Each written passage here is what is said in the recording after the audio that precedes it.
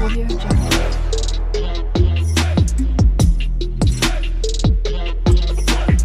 Audio Jungle. तो journal entry सीखने के लिए हम लोगों ने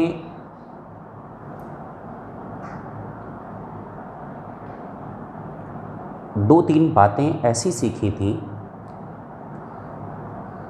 जो हमेशा हम लोगों को फॉलो करनी ही करनी है। जैसे मैंने कहा कि दो मंत्र हमेशा याद रख लेने हैं, वो फॉलो करने हैं। और एक और ऐसी बात है कि जिसको हमेशा यूज करना है, इस्तेमाल करना है। तो दो मंत्र कौन कौन से हैं याद होंगे ही। मंत्र नंबर 1 कि जर्नल एंट्रीज करते समय या ओवरऑल अकाउंटिंग करते समय, अभी तो पहली स्टेज है अकाउंटिंग की, डबल एंट्री सिस्टम की, कि डबल एंट्री सिस्टम अपना काम जर्नल से ही शुरू करता है। जर्नल सीखने के लिए सबसे पहले हमको ये बात अपने दिमाग में रखनी है कि बिजनेसमैन हम खुद ही हैं। अगर ये दिमाग में रख लेंगे कि बिजनेसमैन हम खुद ही हैं, तो एज्यूम करना आसान हो जाएगा कि हमने गुड्स को बेच दिया या हमने गुड्स को ख़रीद लिया तो क्या क्या सर्कमस्टेंसेस तैयार हुई। तो हमें डेबिट करने के लिए और क्रेडिट करने के लिए जो दो एस्पेक्ट सर्च करने की ज़रूरत पड़ती है, वो आसानी से हम लोग सर्च कर पाएंगे, क्योंकि जर्नल एंट्री में डबल एंट्री सिस्टम के थ्रू हमको दो एस्पेक्ट की नीड होगी, एक डेबिट, दूसरा क्रेडिट। और जर्नल में हमें डेबिट और क्रेडिट को ही रिकॉर्ड करना होगा।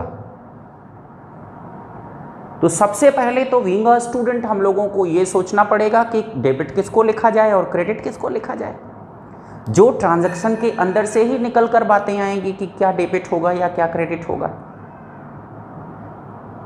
जर्नल एंट्री करने से पहले माइंड थोड़ा रिसर्च में जाएगा, सर्च में जाएगा, वो डेबिट और क्रेडिट को ढूंढेगा, तब लिखने को कहेगा कि सर क्या डेबिट लिखा जाए, क्या क्रेडिट लिखा जाए। ठीक, ये सब आसान हो जाएगा अगर हम वो दो ट्रिकी पॉइंट जिन्हें कहते हैं दो मंत्र याद रख लो। कि पहली बात तो अपने आप को बिजनेसमैन मान लो, और दूसरी बात, दूसरा मंत्र ये कि अपने आप को खुद को रिकॉर्ड नहीं करना है, खुद को अपनी बुक्स में नहीं लिखना है, खुद को जर्नल में नहीं लिखना है। हम ही बिजनेसमैन हैं तो अपने आप को नहीं लिखना है, बाकियों पर सोचेंगे कि लिखना है कि नहीं लिखना है। एक तो ये दो मंत्र हो गए, खुद को बिजनेसमैन मानना है और खुद को नहीं लिखना है। एक और व्यवस्था बताई थी मैंने कि आपको जर्नल के लिए कुछ बेसिक गाइडलाइंस अपने दिमाग में रखनी है। हो सके तो शुरू में जब आप बहुत इनिशियल स्टेज जर्नल की सीख रहे हैं, तो उन गाइडलाइंस को आप एक स्लिप बनाकर एक कागज पर लिखकर अपने पास रख लें, और शुरू के 5-7 क्वेश्चन जब तक आपकी प्रैक्टिस चल रही है तब तक उसकी हेल्प लेते रह जाएं कि किसको डेबिट करें, किसको क्रेडिट करें। वो गाइडलाइंस कौन सी हैं? जितनी भी ट्रांजैक्शन हो सकती हैं, उन सभी ट्रांजैक्शंस में इन्वॉल्व होने वाले फैक्ट आपको रिकॉर्ड करने हैं। उन सभी फैक्ट्स को 3 तरह के अकाउंट्स में बांट दिया गया है। Whole facts which are recorded, which are recordable in journal, divided into 3 category: personal account, real account, nominal account. अब इन 3 पर्सनल, रियल, नॉमिनल में दो एस्पेक्ट के अकॉर्डिंग हमको ये गाइड किया गया है कि क्या दिमाग में रखो तो पता चल जाएगा कि किसको डेबिट करना है और किसको क्रेडिट करना है। राइट? तो चलिए यहाँ पर थोड़ा सा लिख भी लेते हैं, जैसे बहुत ही शॉर्टली लिखेंगे क्योंकि पहले के लेक्चर्स में ये मैं करा भी चुका हूँ।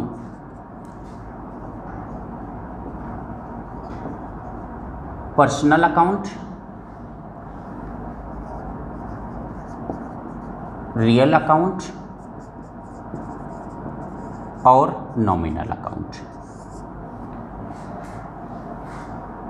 इसमें दो फैक्टर रिकॉर्ड करने हैं। वो दो फैक्टर पर्सन दो तरह का होता है, रिसीवर और गिवर। ऐसे ही रियल अकाउंट में कम्स इन आइटम्स और goes out items. Nominal account में एक्सपेंसेस और इनकम्स। किसे डेबिट करना है, किसे क्रेडिट करना है, इसलिए यहाँ रिसीवर को डेबिट, गिवर को क्रेडिट, बशर्ते कि खुद को कुछ भी नहीं। बिजनेसमैन हम खुद हैं। जब हम कुछ कर रहे होंगे तो खुद को कुछ भी रिकॉर्ड नहीं करेंगे, रिकॉर्ड ही नहीं करना है किसी भी हालत में। यहाँ आने वाली चीज़ें डेबिट, व्यापार में जो भी चीज़ें इन होंगी, कम्स इन होंगी, आने वाली चीज़ें होंगी वो डेबिट और जाने वाली चीज़ें क्रेडिट। ऐसे ही एक्सपेंसेस डेबिट और इनकम्स क्रेडिट। जर्नल के लिए ये कुछ गाइडलाइंस हमें हमेशा ध्यान रखनी है। शुरुआत करते समय इनको एक स्लिप पर लिखकर भी यूज कर सकते हैं।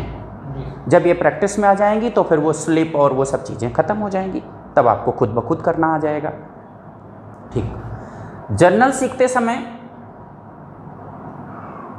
3 फेजेस में मैं आपको सिखा रहा हूँ आज। जितना हो जाएगा आज कर लेंगे, नहीं तो नेक्स्ट लेक्चर में कर देंगे। सिंपल ट्रांजैक्शंस, खरीदना, बेचना, पेमेंट लेना, पेमेंट देना। दूसरा, जिन ट्रांजैक्शंस में ट्रेड डिस्काउंट और कैश डिस्काउंट रहता है उन ट्रांजैक्शंस को करना। तीसरा, बैंकिंग ट्रांजैक्शंस को जर्नल में कैसे करना है और कुछ स्पेसिफिक ट्रांजैक्शंस उनको जर्नलाइज कैसे करना है। तो शुरू करते हैं पहले सिंपल ट्रांजैक्शंस, और जो फेज़ आपको आ रहा हो उस फेज़ को फिर स्किप कर लें और अगला देख लें। तो सबसे पहले तो सिंपल ट्रांजैक्शंस को कैसे करना है। जर्नल का फॉर्मेट हम सब लोग जान ही रहे हैं, आज चूंकि प्रैक्टिस क्लास है कि ये सब बातें बेसिक्स तो पहले ही मैं डिटेल कर चुका हूं पार्ट 1 पार्ट 2 में। फॉर्मेट पहले से पता है, फिर भी अरेंज कर लेते हैं। यहाँ जर्नल का फॉर्मेट में 5 कॉलम रहते हैं इस तरह से। पूरे पेज पर हम 5 कॉलम कट करते हैं। इधर left hand side as per requirement एक कॉलम बनाते हैं। एज पर रिक्वायरमेंट का मतलब उतना स्पेस का जितने में डेट लिख जाए, ये डेट का कॉलम होता है। ये पर्टिकुलर का कॉलम होता है। ये लेजर फोलियो का कॉलम होता है। ये अमाउंट लिखने के लिए कॉलम रहता है, लेकिन ये डेबिट अमाउंट लिखने के लिए और ये क्रेडिट अमाउंट लिखने के लिए। ठीक। अब कुछ ट्रांजैक्शंस को हम लोग जर्नलाइज करके प्रैक्टिस करते हैं। जैसे एक ट्रांजैक्शन में आपका ही क्वेश्चन उठा रहा हूं, sold goods for cash. Sold goods for cash यहां लिख भी लेते हैं, सोल्ड गुड्स। तो अभी तो फर्स्ट को ही मैं कर रहा हूं, सोल्ड गुड्स। नहीं, फॉर कैश तो अंडरस्टूड है। हाँ, फॉर कैश तो अंडरस्टूड है। ठीक है, पूरा नहीं लिखा मैंने। Sold goods for cash. अगर सोल्ड गुड्स लिखा हो तो ये रहेगा कि पैसा आया होगा और गुड्स चला गया होगा। हाँ, नाम मेंशन होता या फिर यहाँ लिखा होता गुड्स सोल्ड ऑन क्रेडिट। कोई और सर्कमेंटेशन होती, जैसे गुड्स सोल्ड बाय चेक, कि चेक मिला। अदरवाइज ये कह दिया जाए कि सर हमने 10,000 रुपये का गुड्स बेच दिया, तो सिंपल सी बात है कि ये पैसा लिया होगा और गुड्स दिया होगा। ठीक है, तो गुड्स सोल्ड हमें ट्रांजैक्शन में लिखा मिला। अब इसको कैसे जर्नल करना है, शुरुआत है इसलिए बहुत ही ध्यान से आप यहाँ से शुरू हो जाइए। किसने गुड्स बेचा? हमने गुड्स बेचा। बिल्कुल सही। ऐसे ही प्रैक्टिस शुरू करनी है कि गुड्स हमने बेचा। अगर गुड्स हमने बेचा तो रिसीवर कौन है? वो ग्राहक जिसने हमसे खरीदा। उसको क्या लिख लेना चाहिए? उसको नहीं लिखना चाहिए। उसको नहीं लिखना चाहिए, क्योंकि उसने हमको पैसा दिया और हमने उसको गुड्स दिया। कभी भी उन कस्टमर्स को नहीं लिखते हैं जो तुरंत पैसा देकर गुड्स खरीदते हैं। प्रैक्टिकल हो जाइए थोड़ी देर के लिए। अच्छा, अगर आप सेल्स काउंटर पर हैं, अगर आप दुकानदार हैं, शॉपकीपर हैं, अगर आप बिजनेसमैन हैं, आपसे लोग पैसा दे दे करके गुड्स ले जा रहे हैं, तो कभी आप कस्टमर्स का नाम पूछते हैं? ज़रूरत ही नहीं है नाम पूछने की। तो इसलिए रिसीवर को नहीं लिखना है, गिवर हम खुद ही हैं, अपने आप को भी नहीं लिखना है। क्या आया बिजनेस में? पैसा। क्या गया बिजनेस से? गुड्स। पिछली क्लास में मैंने आपको बताया था कि गुड्स के 4 नाम रखते हैं। अगर गुड्स खरीदा जाएगा तो उस गुड्स का नाम होगा परचेज्ड, गुड्स बेचा जाएगा तो गुड्स का नाम होगा सेल्स, और अगर खरीद कर गुड्स वापस किया आपने किसी कारण तो उसका नाम होगा परचेज रिटर्न। बिका हुआ गुड्स वापस लौट आया तो नाम होगा सेल्स रिटर्न। गुड्स को गुड्स कभी नहीं लिखेंगे, ये 4 नाम रखेंगे। तो यहाँ जो गुड्स आपने बेचा है उसका नाम क्या होगा? सेल्स। अब इन 6 चीज़ों में से 1 2 3 4 5 6 हमें 2 एस्पेक्ट ढूंढने हैं, वो मिल गए। डेबिट कौन होगा? कैश। और क्रेडिट कौन होगा? सेल्स। इसको रिकॉर्ड कैसे करना है? ठीक है, आप ही का क्वेश्चन लिया है तो लिखा है जैन 6 को 36,000 का गुड सोल्ड हुआ है, तो यहाँ डेट डाल दीजिए, जैन 6, यहाँ 2020, जैन 6। अब लिखना कैसे है? 1 मिनट सब लोग समझ लो। डेबिट को पहले लिखना होता है, क्रेडिट को बाद में। तो डेबिट को लिखेंगे और इस लाइन के करीब करीब से शुरू करेंगे, यहां से कैश अकाउंट, डेबिट यहां चिपकाएंगे इस लाइन के किनारे, डेबिट। 2 थोड़ा आगे बढ़ाकर लिखेंगे। अब हम क्रेडिट वाले को लिखना चाह रहे हैं, जिसको क्रेडिट करना चाहिए, और उसकी शुरुआत 2 से करते हैं। 2 सेल्स अकाउंट। यहां एंट्री करने का कारण लिखते हैं, जिसको नरेशन कहा जाता है, जो बीइंग या फॉर से शुरू कर सकते हैं आप। बीइंग गुड्स सोल्ड, यहां से यहां तक अंडरलाइन करना चाहिए।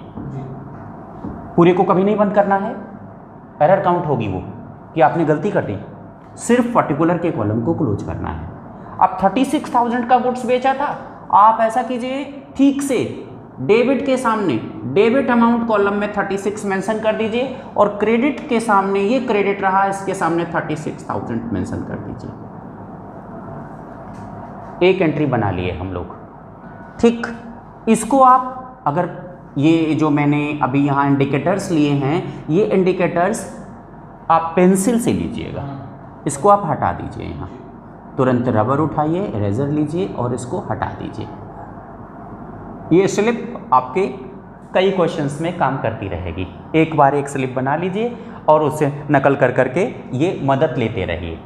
फिर ये स्लिप आपको ऐसी प्रैक्टिस में आ जाएगी कि आपको सिखा देगी जर्नल कैसे किया जाता है। ठीक, अब नेक्स्ट ट्रांजैक्शन लिखा है sold goods to Hari. Sold goods to Hari, यहाँ ले लेते हैं,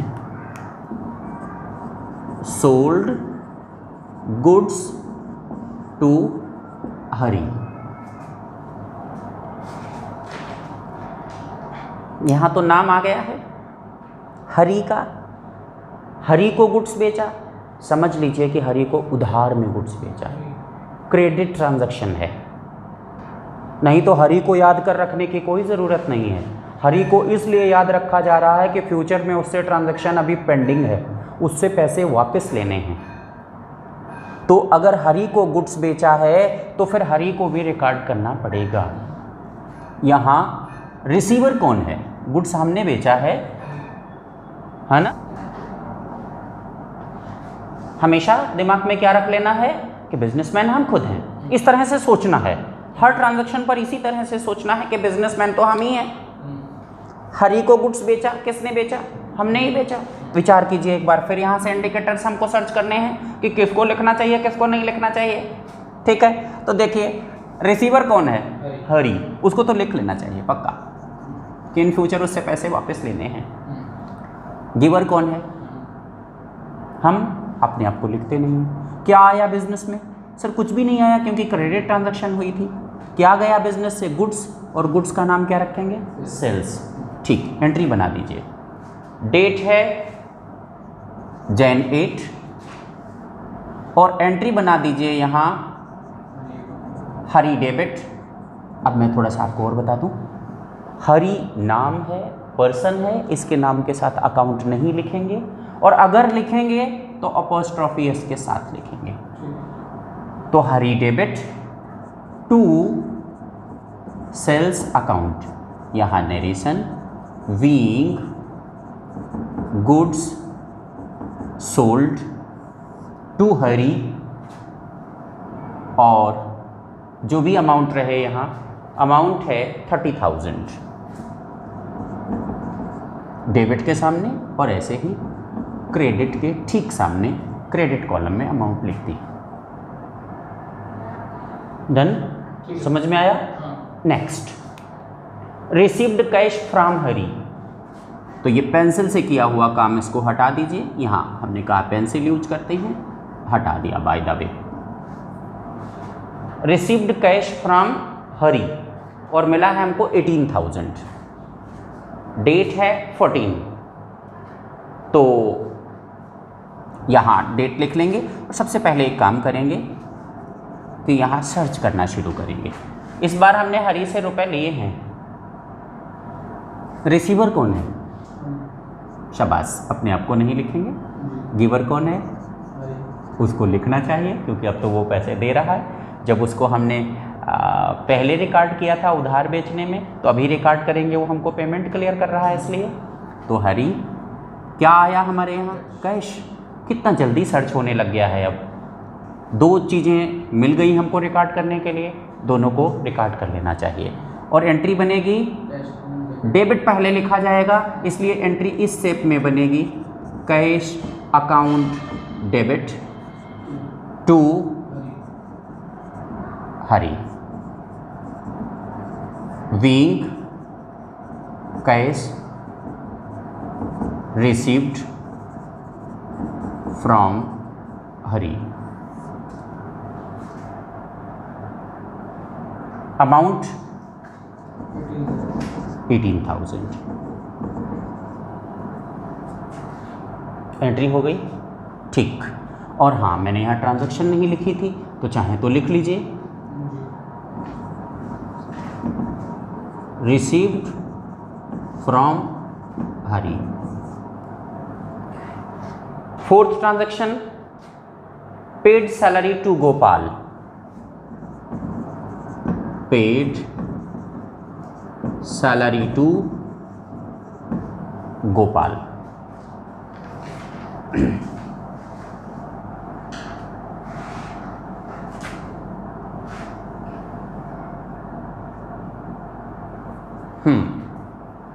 सैलरी दी, किसने दी?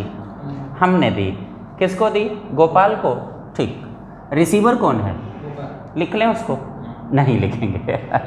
यहाँ पर देश भर में हजारों बच्चे गलत कर जाते हैं। ठीक है, मैंने एक दिन एग्जाम्पल दिया था कि बाय द वे हम ऑटो रिक्शा वाले को पैसे देते हैं, तो उसने हमको सर्विसेज दी, देन हमने उसको पेमेंट दिया।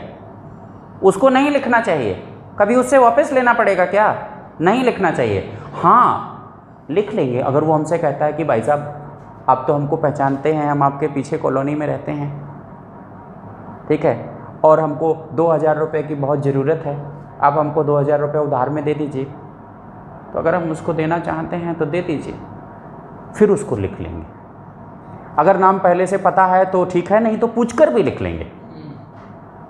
तो उसका नाम लिखने की ज़रूरत तब है जब उससे वापस लेना पड़े। ये तो सैलरी का मामला है, गोपाल को सैलरी दी है तो गोपाल को कभी भी नहीं लिखेंगे।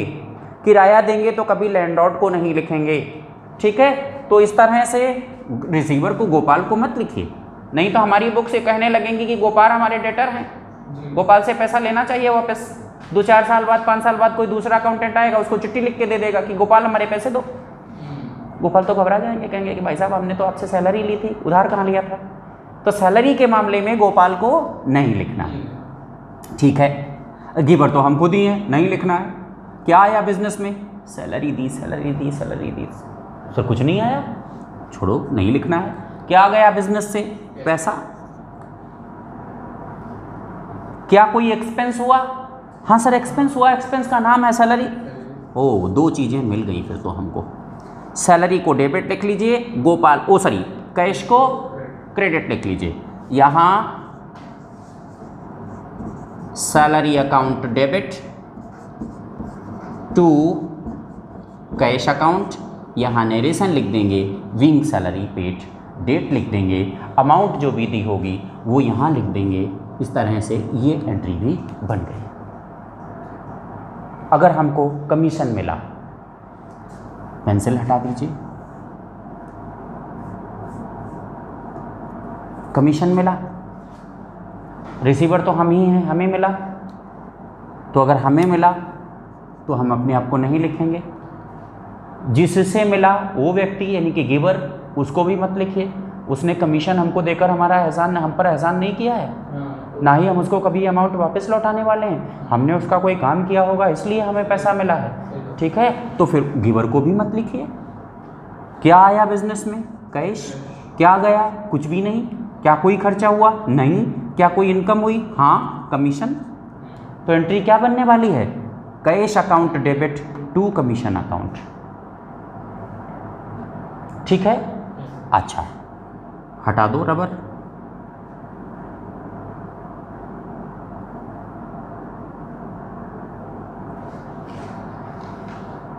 एक ट्रांजैक्शन आती है कि ऑनर ने पर्सनल यूज में कुछ खर्च किया।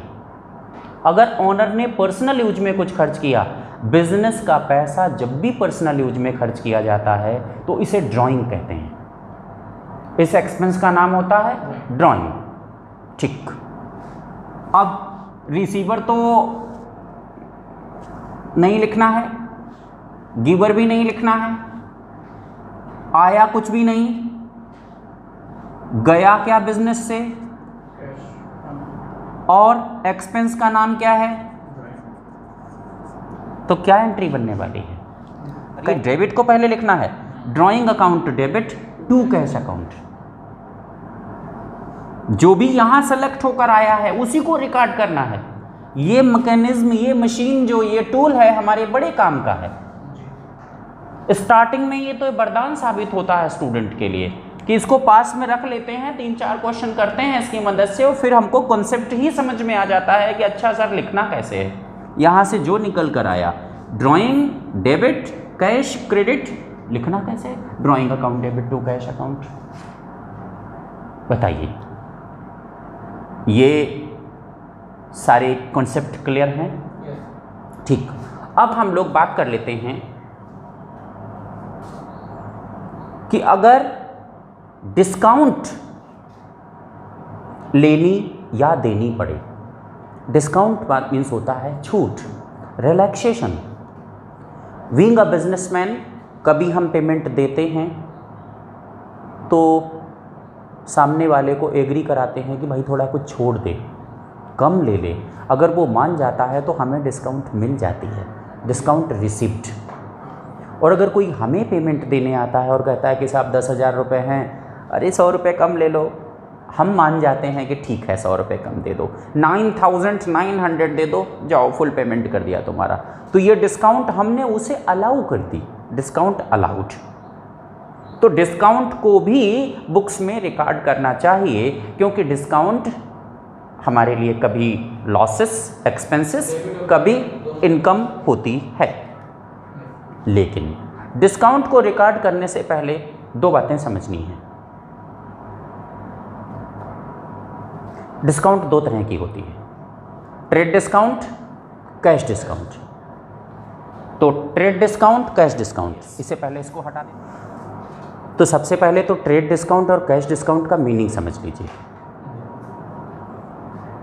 ट्रेड डिस्काउंट कभी भी बुक्स में रिकॉर्ड नहीं की जाती। ट्रेड डिस्काउंट का मीनिंग ये है कि ट्रेड डिस्काउंट कस्टमर को इसलिए दी जाती है ताकि हमारी सेल्स बढ़ जाए। सेल्स प्रमोशन लाने के लिए जो भी सिस्टम यूज किए जाते हैं, कभी आप 1 गेट 1 फ्री का प्लान लाते हो, कभी आप 20% मोर इन दिस पैक ऐसा प्लान लाते हो। इसी तरह का एक ऑफर है ट्रेड डिस्काउंट, जो सेल्स को बढ़ाने के लिए लाया जाता है। ये प्राइस डिसाइड करने वाली अथॉरिटीज़ यानी कि लगभग मैन्युफैक्चरर्स तय करते हैं। और ये कभी कभी आपने देखा होगा कि एक पैकेट अगर आप खरीद रहे हैं और उस पर लिखा है 100 रुपये और उसके कॉर्नर पर ऐसे स्टार बना के लिखा है बम्पर ऑफर ₹10 ऑफ, तो प्रोडक्ट इस वक्त 90 का है। आप समझ गए? या फिर कभी कभी आप देखते हैं कि जहाँ पर MRP प्रिंटेड है वो MRP ऐसे एक रेड क्रॉस से कट कर दिया गया है और एक नया प्राइस कम करके लिखा है साइड में। यह है ट्रेड डिस्काउंट। तो ट्रेड डिस्काउंट सेल्स प्रमोशन के लिए लाया जाता है। ये होलसेलर या रिटेलर तय नहीं करते। जबकि कैश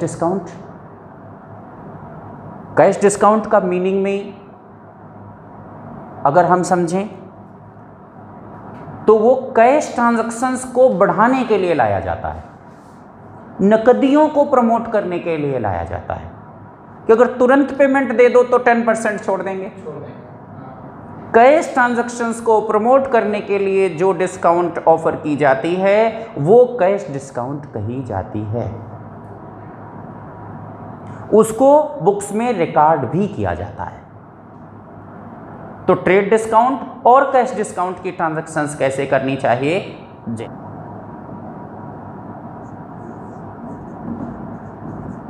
गुड्स सोल्ड ऑफ ₹10,000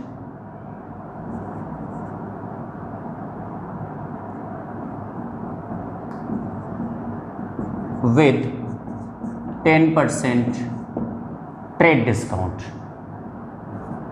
दूसरा,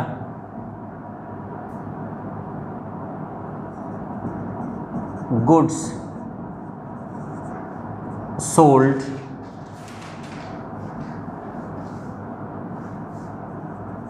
bye cash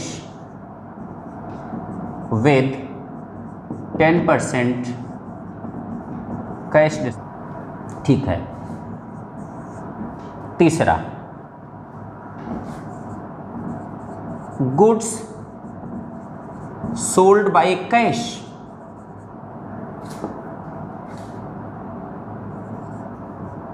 of ₹10,000 with 10% trade discount and 10% cash discount.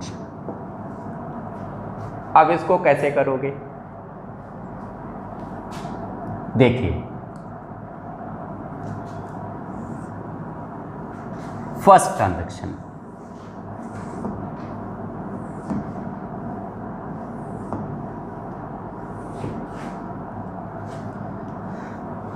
$10,000 का गुड सोल्ड किया, 10% ट्रेड डिस्काउंट है, तो ट्रेड डिस्काउंट तो सबसे पहले ही कम कर दो। 9,000 का गुड्स हो गया, 10,000 का 10% 1,000, अगर 10,000 से 10% कम कर दिया तो कितना हो गया? 9,000। अब 9,000 की एंट्री कर लीजिए। एंट्री जैसे करते थे वैसे ही कीजिए। एंट्री बनेगी, यहाँ से टेस्ट करना है तो इन रूल्स में टेस्ट कर लीजिए। अगर नहीं आइडिया आ रहा है तो आप यहाँ टेस्ट कर लीजिए तुरंत कि हमने 10,000 रुपये का गुड्स सोल्ड किया, 10% ट्रेड डिस्काउंट था तो 9,000 रुपये का गुड सोल्ड किया। ट्रेड डिस्काउंट नहीं लिखा जाता है, तो यहाँ देखिए रिसीवर कौन है, जो भी है नहीं लिखना है, गिवर हमको दिए हैं नहीं लिखना है। क्या आया बिजनेस में पैसा, क्या गया गुड्स, तो एंट्री क्या बनेगी, डेट यहाँ लिख दी जाएगी, cash account debit to sales account. यहाँ नरेशन लिखना है वीन गुड सोल्ड और यहाँ लिखना है 9,000।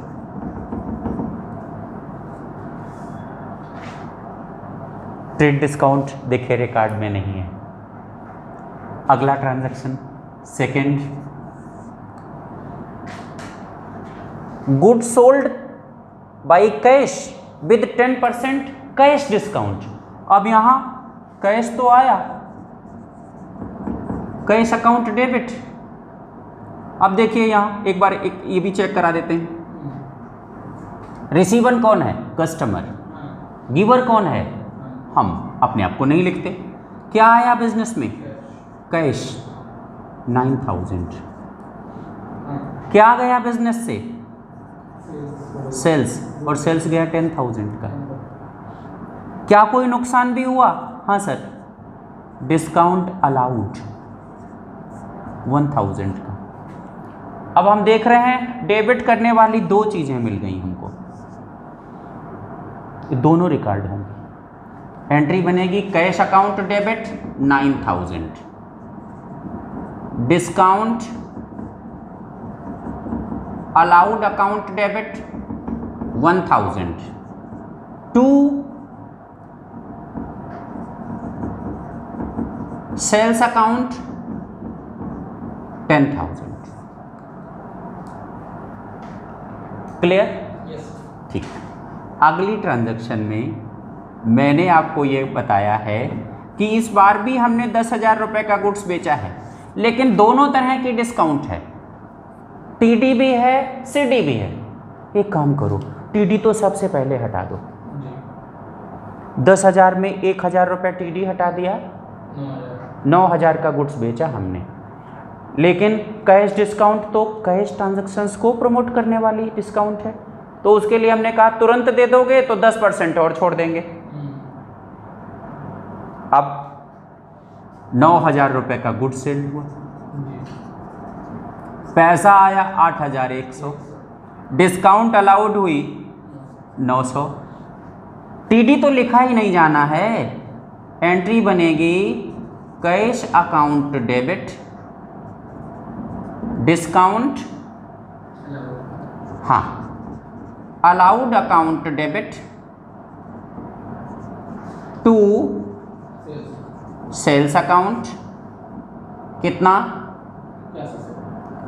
8,100, 900 और 9,000।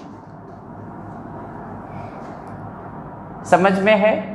इसी तरह से अगर हम लोगों ने 50,000 रुपये का गुड्स परचेज किया और 10% टीडी चल रहा है, तो टीडी तो ट्रेड डिस्काउंट तो सबसे पहले ऑफ कर दो। 50,000 में 10% टीडी तो 5,000 रुपये कम हो गया, बचा 45 का ही खरीद रहे हैं हम, 45 ही रिकॉर्ड होगा। और एंट्री बनेगी purchased account debit to cash account 45। Purchased का केस था, अगर परचेज्ड का केस था तो purchased account debit to cash account 45,000। अगर उसमें कैश डिस्काउंट भी लग रहा है तो purchased account debit,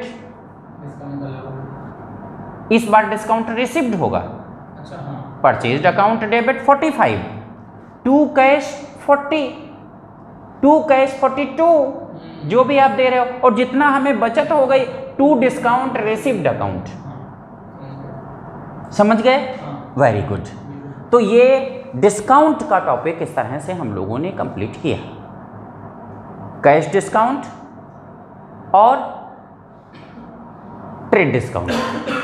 trade discount के लिए एक हमेशा याद रखना है, प्राइस में सबसे पहले ऑफ कर दीजिए, वो कैश ट्रांजैक्शंस हों ये या क्रेडिट ट्रांजैक्शंस हों, ट्रेड डिस्काउंट तो आपको लिखना ही लिखना है। कैश डिस्काउंट अगर ट्रांजैक्शन में लिखा भी हो लेकिन पेमेंट इमीडिएट ना किया जा रहा हो या ना मिल रहा हो तो सीडी अप्लाई नहीं होगा। समझे नहीं, मैं दोबारा बोल देता हूं। ट्रेड डिस्काउंट कैश ट्रांजैक्शंस और क्रेडिट ट्रांजैक्शंस दोनों पर होता है, लेकिन कैश डिस्काउंट हमेशा कैश ट्रांजैक्शन पर ही होगा। अगर ट्रांजैक्शन में लिखा भी हो कि सीडी की शर्त भी है, जैसे मैं ट्रांजैक्शन बोलता हूं, goods sold to Ragini of ₹1 lakh, trade discount 10% and cash discount 5% if payment made immediate, but Ragini could not pay anything immediate। अब वो सीडी वाला ऑफर उसको नहीं मिल पाएगा, टीडी ऑफ करके एंट्री हो जाएगी Ragini debit to sales, CD की एंट्री नहीं होगी, कैश डिस्काउंट की एंट्री नहीं होगी। बात समझ में आई? ठीक, तो ये इस तरह से टीडी और सीडी आप कर लेंगे। अब बचा बैंकिंग ट्रांजैक्शंस और कुछ स्पेसिफिक ट्रांजैक्शंस, उसके लिए हम एक सेपरेट क्लास रख लेंगे, ठीक है, तब कंप्लीट करा देंगे। राइट।